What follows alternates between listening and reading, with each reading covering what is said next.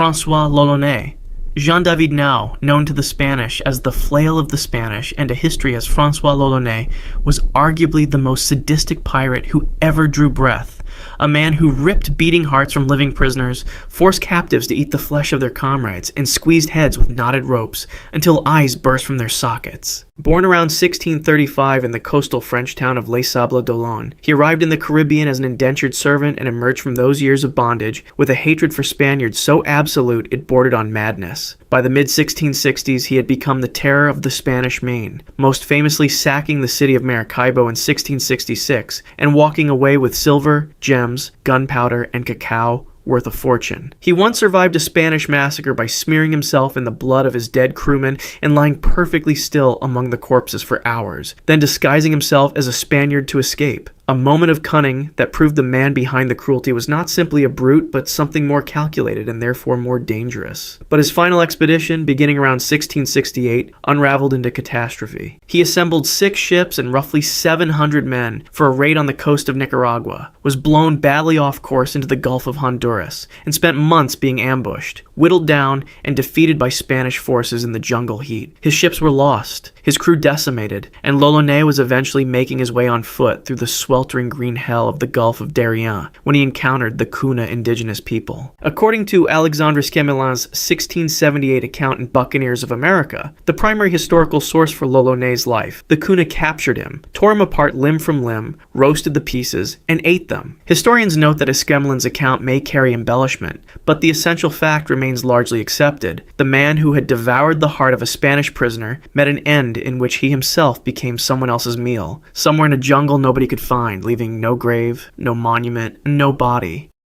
Henry Morgan. Henry Morgan is the only man on this list who died in a bed, in a house he owned, on an island he helped govern. And that fact alone tells you everything about how different his story is from everyone else's. Born in Wales around 1635, Morgan arrived in the Caribbean as a young laborer and clawed his way up through the brutal hierarchy of buccaneering until he was leading fleets of hundreds of men against Spanish colonial cities across the Caribbean. His most audacious act came in 1671, when he marched an army of roughly 1,400 men across the Isthmus of Panama through jungle and swamp, stormed Panama City, at the time one of the wealthiest cities in the Americas, and burned it to the ground, walking away with a staggering haul of silver and gold. England and Spain were technically at peace when he did it, which should have ended him. He was arrested, shipped to London, and fully expected to be tried and executed. Instead, because Spain had been making trouble and England needed a useful man in the Caribbean, Morgan was knighted by King Charles II in 1674 and sent back to Jamaica as its lieutenant governor, a promotion so absurd it reads like satire. He spent his final years doing something morally remarkable for a former pirate, hunting down and hanging the very men who had once sailed under him. He grew enormously fat, his legs swelled with dropsy, a condition we would now recognize as edema, almost certainly caused by severe liver damage from decades of heavy drinking, likely compounded by tuberculosis. And he died on August 25th, 1688, surrounded by physicians who could do little for him. He was buried with full state honors at Port Royal, Jamaica. Then on June 7th, 1692, an earthquake measuring an estimated magnitude of 7.5 dropped 2/3 of Port Royal into the Caribbean Sea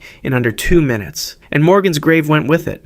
The most successful buccaneer in history ended up precisely where the ocean put him.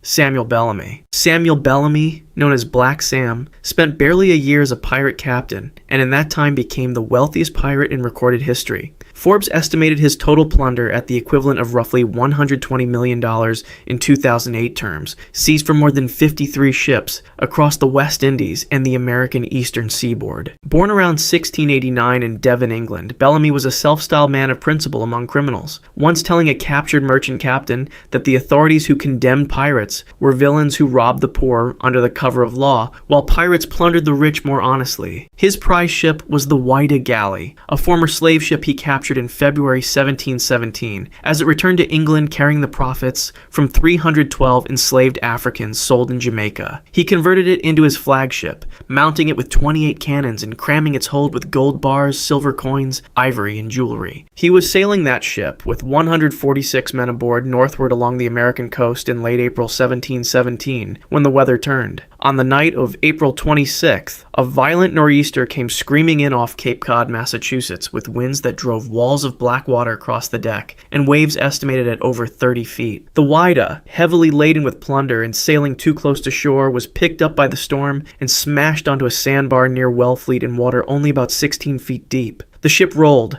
her mast snapped, and she broke apart in minutes. Of the 146 men aboard, exactly 2 survived. Bellamy's body was never recovered. The wreck lay buried and forgotten beneath Cape Cod sand for 267 years, until underwater explorer Barry Clifford rediscovered it in 1984. The only Golden Age pirate shipwreck ever positively identified, yielding thousands of artifacts including pistols, cannons, navigational instruments, and a bronze ship's bell cast in 1716, engraved with the words, "The Whydah Galley." The richest pirate who ever lived drowned in 16 feet of cold Massachusetts water at approximately 28 years old. Blackbeard. Edward Teach, or Thatch, the spelling varies across contemporary documents, built the most terrifying personal brand in the history of piracy almost entirely through theater. He grew his coarse black beard long, braided it into sections tied with dark ribbons, and before battle he tucked slow-burning hemp fuses under the brim of his hat so that smoke curled up around his face in gray coils, giving him the appearance of a man with his head on fire, a demon climbing out of hell through the gun smoke. Remarkably, for all this performance, there is no confirmed historical account of Blackbeard ever killing a captive. His weapon was terror, and it worked so efficiently that most ships surrendered without a shot. By May 1718, he had parlayed that reputation into something extraordinary. His small fleet of ships blockaded the entire port of Charleston, South Carolina, holding a major colonial city hostage for nearly a week and extracting a ransom of medical supplies. He accepted a royal pardon shortly after, settled in Bath, North Carolina, and reportedly married his 14th wife by some accounts. Then he went straight back to piracy. Virginia Governor Alexander Spotswood convinced Blackbeard was a permanent threat to Atlantic shipping and, some historians argue, motivated partly by the prospect of seizing pirate treasure, dispatched Lieutenant Robert Maynard from Williamsburg on November 17, 1718, with 2 small, shallow draft sloops called Ranger and Jane, carrying roughly 60 men total and no cannons at all, just personal weapons, muskets, and the element of surprise. By the evening of November 21st, Maynard's force had found Blackbeard anchored in the shallow, twisting channels of Ocracoke Inlet, his crew drinking through the night, unaware. The battle the next morning was savage. Blackbeard's broadside from the Adventure killed or wounded nearly a third of Maynard's force in a single volley. Maynard ordered his surviving men below deck to feign defeat. Blackbeard boarded, and the men surged back up into close quarters, fighting on a deck slick with blood. Maynard and Blackbeard fought personally. Maynard wounded him with a pistol shot, but his sword broke in the exchange, and a Scottish Highlander among the crew stepped in to deliver the final cuts to Blackbeard's throat. By the time it was over, Blackbeard had absorbed 5 musket ball wounds and approximately 20 sword and cutlass lacerations before his body finally stopped. His head was severed with a broadsword hung from Maynard's bowsprit, and his body was thrown into the Sound. Local legend holds that his headless body swam 3 times around the ship before sinking. Stedibone. Stedibone was a retired British Army major, a wealthy plantation owner in Barbados with a large estate, a respectable family, and absolutely no reason to become a pirate. And yet, in 1717, he spent approximately 1,700 pounds of his own money, the equivalent of perhaps $400,000 today, to buy and outfit a 10-gun sloop he named Revenge, hired a crew of 70 men, and sailed off into a career he was spectacularly unqualified for. He had never commanded a vessel. His crew must have wondered what they had gotten themselves into almost immediately. He fell in with Blackbeard, who recognized Bonnet's incompetence and essentially took command of Bonnet's own ship, relegating the major, as his men called him, to a passenger on his own vessel, wandering the decks reading books from his personal library while Blackbeard ran everything. When Bonnet finally operated independently, he captured a handful of small vessels, but within months was run down by Colonel William Rhett of Charleston, who caught him after an 8-hour battle in the Cape Fear River in late September 1718. Bonnet had declared he would blow up the ship before he surrendered. His crew voted him down and gave themselves up. At his trial in Charleston, Bonnet blamed everything on Blackbeard and appealed to his education and social standing for mercy, a strategy that impressed no one. His men were hanged first, one group at a time, while his own trial dragged on through October and into December. When they finally hanged Stedibone on December 10th, 1718, Eyewitnesses reported he was weeping and clutching a small bouquet of flowers, a gentleman to the end, or at least attempting to be. He was buried in the marsh below the low water mark outside Charleston, the traditional dishonoring of a pirate's body, in the saltwater mud where no headstone would ever stand. Blackbeard had been dead for 6 weeks already. The Golden Age, it turned out, had very little mercy for amateurs. Calico Jack. John Rackham earned his nickname from the brightly colored calico cotton clothing he wore, a fashion choice that, in the grim, salt-encrusted world of Golden Age piracy, stood out like a signal flare. He rose to captain through one of the more audacious crew votes of the era. In November 1718, his captain, Charles Vane, refused to attack a well-armed French man of war, citing the odds, and Rackham led the crew in voting Vane off his own ship for cowardice, assuming command himself on the spot. His piracy was never on the scale of a Blackbeard or a Bartholomew Roberts. He preyed mostly on small fishing vessels and modest trading ships around Jamaica and Cuba, but his legacy was inflated dramatically by the two people sailing alongside him. Anne Bonny, his partner, and Mary Red, who had disguised herself as a man to join the crew. Both women, by contemporary accounts, fought considerably harder than most of the men. Rackham's end came swiftly in late October 1720, when a Royal Navy sloop under Captain Jonathan Barnett surprised his vessel at anchor off the coast of Jamaica. The accounts are not kind to him. Most of Rackham's crew, Rackham included, were reportedly below deck in a drunken stupor when the attack came, while Bonny and Red fought on deck above them. Rackham was captured, tried in Spanish Town, Jamaica, and hanged at Gallows Point, Port Royal, on November 18th, 1720. His body was placed in an iron gibbet cage and displayed at Gun Cay at the entrance to Port Royal Harbor, where every ship sailing in or out of Jamaica would pass within sight of his bones. Anne Bonny, sentenced to death but reprieved due to pregnancy, reportedly visited him in the days before his execution and delivered what may be the coldest farewell in pirate history. According to Captain Charles Johnson's 1724 account, she told him that if he had fought like a man, he need not have been hanged like a dog. Charles Vane. Charles Vane holds the distinction of being perhaps the only pirate in this entire list who was voted off his own ship before he was hanged, a humiliation that says everything about how a man's crew viewed him. In 1718, when Governor Woodes Rogers arrived at Nassau in the Bahamas carrying a royal pardon and the full weight of the crown behind him, every significant pirate in the harbor accepted the deal. Vane fired his cannons at Rogers' ship and sailed out through the night, the single pirate who genuinely refused, an act of theatrical defiance that made him briefly legendary. He was genuinely violent toward captives, regularly torturing prisoners and breaking his own promises of mercy, and his crew tolerated this. But when he encountered a powerful French man of war in November 1718 and declined to attack it, calling the risk too great, his quartermaster John Rackham led an immediate vote and had him deposed for cowardice. They put him off with a small sloop and a fraction of the crew, and Rackham took command. Vane was not finished, however. He resumed piracy with his small crew until a hurricane, probably in late 1718 or early 1719 somewhere in the Bay of Honduras, wrecked his ship entirely. He was the sole survivor, washed up on a small uninhabited island with nothing, surviving alone for weeks by catching turtles and whatever he could find. He was eventually spotted by a passing ship whose captain recognized him and was transported to Jamaica, tried in a court that had little patience left for unrepentant pirates. Vane was convicted and hanged in Jamaica in March 1721. His corpse was subsequently gibbeted in an iron cage at the harbor mouth, the same treatment Calico Jack had received months earlier, left to rust and decay in the Caribbean sun as a warning. He had refused a pardon, refused to fight when he should have, and then refused to disappear. The Crown made sure he was visible for a very long time, after he stopped being able to refuse anything. Bartholomew Roberts. Bartholomew Roberts, known posthumously as Black Bart, captured somewhere between 400 and 470 ships in fewer than 4 years, more than Blackbeard, Calico Jack, and Edward Lowe combined, and remained so feared that simply sailing into a harbor flying his black flag was enough to make 11 anchored ships surrender simultaneously without a single cannon fired. He was an unusual pirate by every measure. Welsh-born, probably around 1682, he banned gambling aboard his ships, prohibited women in port, limited alcohol consumption, and drew up one of the few pirate codes that still survives intact, a detailed 11-point document covering everything from the division of plunder to the proper care of weapons. He dressed before battle in a scarlet silk coat, a matching damask waistcoat, a diamond cross necklace, a large feathered hat, and carried a sword and multiple pistols. A man who believed that if you were going to plunder the Atlantic, you should look the part. His personal flags were acts of pure self-mythology. The first showed him standing beside the skeletal figure of Death, which held an hourglass. The second showed him standing with one foot on a skull labeled ABH, a Barbadian's head, and another on AMH, a Martiniquean's head, denoting personal vendettas against those islands specifically. By 1721, he had nearly paralyzed trade across the entire Atlantic, causing insurance rates in London to spike and prompting the Royal Navy to deploy Captain Challoner Ogle aboard HMS Swallow, specifically to hunt him down along the West African coast. On the morning of February 10th, 1722, the Swallow found Roberts's flagship, the Royal Fortune, at anchor off Cape Lopez, present-day Gabon, with much of his crew still drunk from the night before.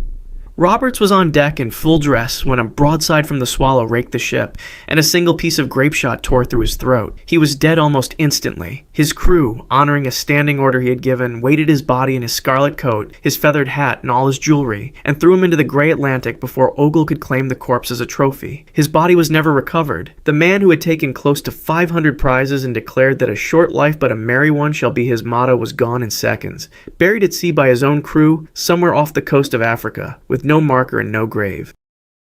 William Kidd. William Kidd is one of the most genuinely tragic figures in this list. A Scottish-born mariner, probably born around 1645 in Dundee, who was commissioned by powerful English lords to hunt pirates in the Indian Ocean and ended up hanged as one, largely because his backers found it politically convenient to sacrifice him. In 1696, he sailed from London with a privateering commission and significant financial backing from a consortium that included several members of the English government, tasked with targeting pirates and French shipping in the Indian Ocean. Things went wrong almost immediately. His crew was difficult, his mission was muddled, and his most significant capture, the 400-ton Quetta merchant carrying Armenian cargo under French papers, was a legally complex prize he argued was entirely lawful. By the time he returned to the Atlantic in 1699, the political winds had shifted. His powerful backers wanted no association with piracy, and he was made the scapegoat for an embarrassing situation. He was arrested in Boston, transported to London, and tried in May 1701. The critical evidence that might have exonerated him, the French passes from the ships he had captured, which would have demonstrated they were legal prizes, vanished from the proceedings and were not rediscovered until 1910, when they turned up in the public record office. The trial proceeded without them, and the outcome was never really in doubt. Kidd was hanged at Execution Dock, Wapping, London on May 23, 1701. The rope broke on the first attempt. He was strung up a second time. After death, his body was coated in tar, wrapped in iron chains, and suspended in a gibbet cage over the River Thames at Tilbury Point, where it was left to rot through roughly 3 tidal cycles, a period that stretched into years, directly in the sight line of every ship entering or leaving the port of London. The wreck of his ship, the Quetta merchant, was found off the coast of the Dominican Republic in 2007, still lying where his crew beached and abandoned it in 1699. Edward Lowe. Edward Lowe was born in the Westminster district of London around 1690 and became what historians and contemporaries alike described as one of the most purely sadistic men to command a ship. Not ruthless in the calculating way of Roberts, not theatrical in the way of Blackbeard, but genuinely inventively cruel in ways that made other pirates uncomfortable. He cut off the ears of a Portuguese captain and forced him to eat them with salt and pepper as seasoning. He roasted a French chef alive over an open fire, reportedly observing that the man was a greasy fellow who would fry well. He forced a captive to consume the heart of a fellow prisoner. He killed entire crews after promising them mercy, laughed, and moved to the next ship. Between 1721 and 1724, he captured and brutalized over 100 vessels across the Caribbean and Eastern Atlantic, and was feared in a way that even hardened pirates found excessive. His end, appropriately, came from his own men. In 1724, his crew had finally had enough. Accounts suggest they mutinied and set him adrift in a small open boat somewhere in the Atlantic, with minimal supplies, leaving him to whatever the ocean chose to do with him. Here, however, the historical record fractures. Some sources, including a period account, state he was picked up shortly after by a French vessel whose crew recognized him and hanged him in Martinique sometime around 1724, with no ceremony and no trial. Other sources, including the Royal Museum's Greenwich, state only that he is believed to have ended his days in Brazil, with no confirmed record of his death. The man who had documented his cruelties across dozens of ships simply vanishes from history, which in some ways is more unsettling than a clean execution. No gibbet, no date, no headstone, no confirmation that he ever stopped. Olivier Levasseur. Olivier Levasseur, nicknamed La Bouse, the Buzzard, for the speed with which he swooped on his prey, pulled off what may be the single greatest heist in the history of piracy, and then died on a beach with the location of the treasure still locked in a cipher nobody has ever broken. Born in France around 1690, Levasseur operated across the Caribbean and Indian Ocean during the Golden Age's final years, but his defining moment came on April 26, 1721, at the island of Réunion in the Indian Ocean. There, partnered with the English pirate John Taylor, he came across the Nossa Senhora do Cabo, a massive Portuguese East Indiaman that had been crippled by a storm and sat low in the water, practically helpless. Her cargo was staggering: gold, silver, diamonds, pearls, silks, and religious artifacts, including what was reportedly the Fiery Cross of Goa, a jewel-encrusted golden cross of extraordinary size and value that had been the pride of the Viceroy of Portuguese India. The total plunder was estimated at £800,000, a figure so enormous it was essentially incomprehensible at the time, and Taylor and Levasseur divided it between themselves. None of it was ever recovered. The Fiery Cross of Goa has not been seen since. Levasseur continued pirating from Madagascar until French authorities finally captured him in 1730 on Réunion Island. At his public execution on the beach at Saint-Denis on July 7, 1730, Levasseur reportedly reached into his shirt, pulled out a necklace or parchment bearing a complex coded cryptogram, threw it into the crowd of spectators, and shouted words to the effect of "Find my treasure, those who can understand it." Whether that moment happened precisely as described, the account comes from period sources and has been embellished in retelling. The cryptogram is real, has been partially analyzed by codebreakers for nearly 3 centuries,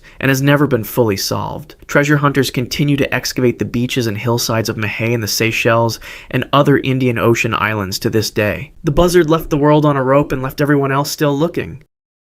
Qing Shi. Qing Shi was born Shi Yang around 1775 in the Guangdong province of China, worked in a floating brothel in the port of Canton, married the pirate commander Zheng Yi in 1801, reportedly negotiating a 50-50 share of his income and partial control of his fleet as a precondition of the marriage. And when Zheng Yi died in a typhoon off the coast of Vietnam in 1807, she took command of the Red Flag fleet herself, immediately consolidated power by having rival captains executed, and within a short period was commanding a force that dwarfs every other pirate enterprise in recorded history. Approximately 1,800 large junks, hundreds of smaller vessels, and somewhere between 60,000 and 80,000 pirates under her direct authority. A navy larger than most European powers could field at the time. She ran it with terrifying discipline. Her code was explicit and mercilessly enforced. Any pirate who raped a female captive was executed immediately. Male pirates who took women as concubines without following proper procedure were put to death. Deserters had their ears cut off in front of the entire fleet and were sent back to their home villages as living warnings. The Qing dynasty sent fleets against her. The Portuguese navy tried to stop her. The British East India Company weighed its options. All of them failed. She was simply too large, too organized, and too ruthless to defeat by conventional means. In 1810, the Qing government did the only thing left to do. They offered her a negotiated peace. The terms she extracted were extraordinary. The vast majority of her crew kept their weapons, their ships, and their plunder, and were absorbed directly into the imperial military. Qing Shi herself retired with complete immunity, her accumulated wealth intact, and suffered no legal consequences whatsoever for 9 years of large-scale piracy against multiple governments. She moved to Macau, opened a gambling house, raised her children, and lived for another 3 decades. She died peacefully around 1844 at approximately 69 years old. Every other captain in this video died by cannon fire, grape shot, a broken rope, a Spanish cannibal's fire, a nor'easter off Cape Cod, or an iron gibbet rusting over a harbor. The most powerful pirate who ever commanded a fleet died in bed, in her own house of old age, having beaten everyone. If you want to see more, click the video on screen now.